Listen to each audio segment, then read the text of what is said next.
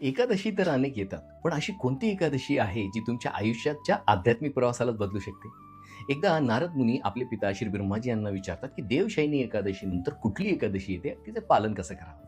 ब्रह्माजी म्हणतात, ती आहे कामिका एकादशी, जिची कथा ऐकल्याने अश्वमेध यज्ञाचं फळ प्राप्त होतं. ज्यांना वाटते, की आपल्या हातून कळत-नकळत बऱ्याच चुका घडलेल्या आहेत, त्यांनी या एकादशीचं नक्की पालन करावं. या एकादशीमध्ये 3 क्रिया खूप महत्त्वाच्या आहेत आणि ज्यामुळे आपण या तापातनं आणि पापातनं निश्चित रूपाने मुक्त होऊ शकतो. सगळ्यात पहिले, शक्य असल्यास निर्जल उपवास ठेवा. नसेल तर सजल किंवा फळ ग्रहण करून हा उपवास करा आणि रात्री हरिजागरण करायला विसरू नका. दुसरी महत्त्वाची गोष्ट नीट ऐका, एकदम शॉर्टकट आहे. भगवान श्रीकृष्ण, विठ्ठल पांडुरंग यांना तुळशीचा हार तुम्ही अर्पण करू शकता आणि त्याही अधिक प्रिय भगवंताला आहे तुळशीची मंजिरी, जी भगवंत खूप आवडीने ग्रहण करतात. अहो, फक्त तुळशी मातेच्या दर्शनाने पाप, ताप आणि रोग तिघही नष्ट होतील.